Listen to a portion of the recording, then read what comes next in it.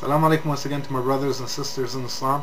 One of the things that show us Muslims that the Christians have no clue what they're talking about when they criticize Islam is when they bring up a topic like the Qur'an is attesting to and confirming the Bible that's found nowadays, or at least they're hoping that the Qur'an is confirming the Bible that's found nowadays.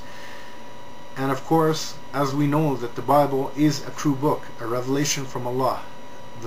The Torah was brought down as a true revelation from Allah onto Moses, and Jesus also, peace be upon him, received the Injil, the Gospel.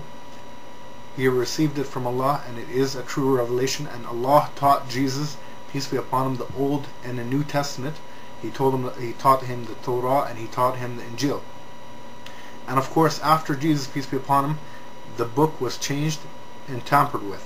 The Old Testament, the New Testament were changed and tampered with, and before the coming of the Prophet, peace be upon him. But then the Christians come back at us and say, but why does your book in chapter 5 verse 43 say this? It says, but why do they come to you for decision, meaning the Jews came to Prophet Muhammad, peace be upon him, for decision, when they have their own law before them? Therein is the plain command of Allah. So they try to make it look like the Qur'an is confirming the Bible that was at the time of the Prophet, peace be upon him, confirming the Torah that was at the time of the Prophet, peace be upon him, and that it was preserved. And of course this is false.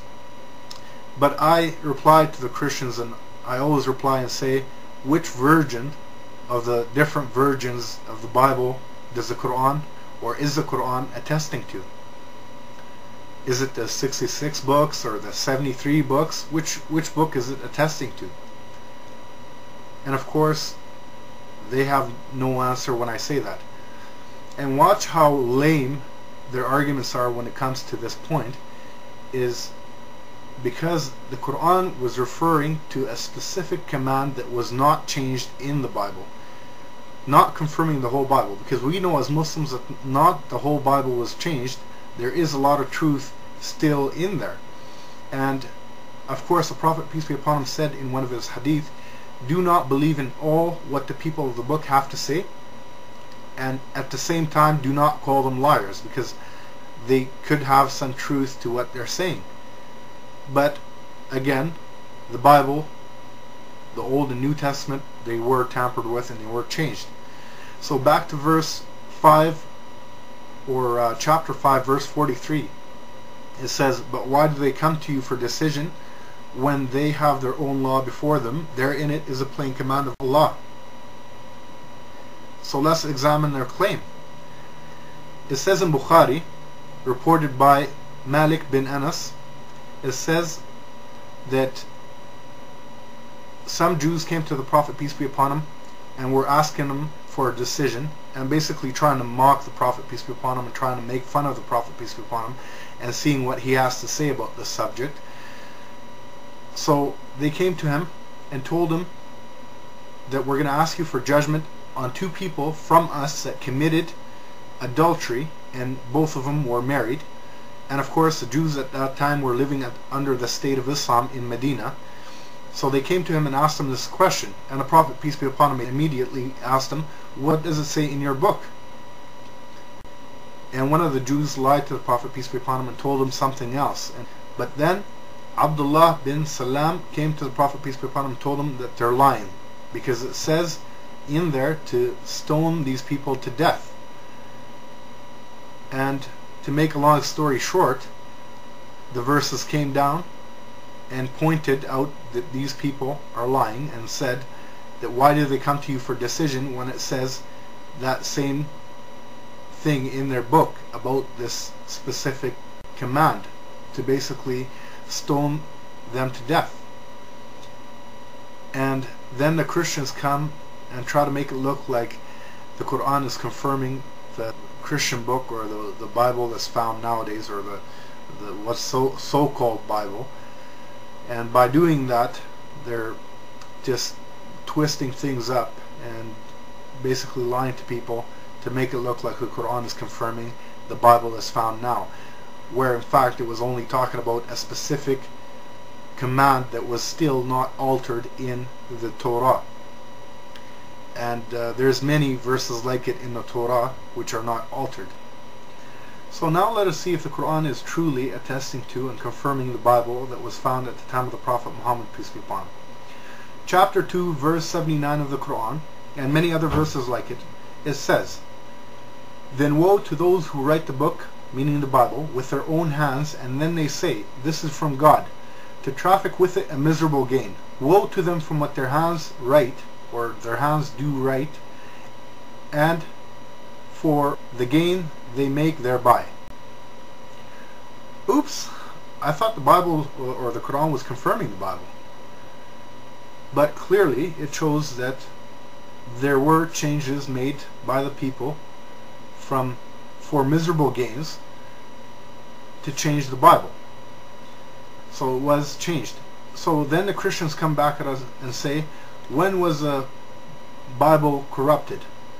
Well, sir, we don't have a specific date for you, but what we can tell you is this. They ask us, that was it changed before Jesus or after Jesus, or at the time of Muhammad or after Muhammad?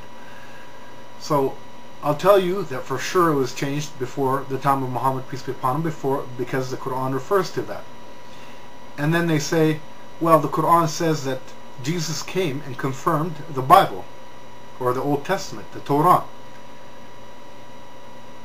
But here's what they leave out, is that God says in the Quran, it says at chapter 5, verse 110, halfway through the verse, you'll see, it says, "Behold, I taught you," meaning Jesus, "the book, the wisdom, the book and wisdom, the law and the gospel." So God taught Jesus, peace be upon him, whether it was changed or not, or I don't know when it was changed, God taught Jesus, peace be upon him, the Old Testament and the New Testament. So up until then, the Bible was good. After Jesus, peace be upon him, the people started altering again and changing their Bible. So God taught Jesus, peace be upon him, what was missing from the Bible. And that's what he confirmed. He confirmed the Torah and the Injil that God taught him.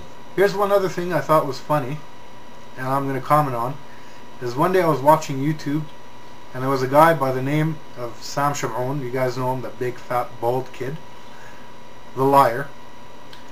He quotes the Quran in chapter 3 verse 55, and he says somehow he comprehended from this that the Quran was referring to the Christians, and that God was going to give Christians the victory until Judgment Day.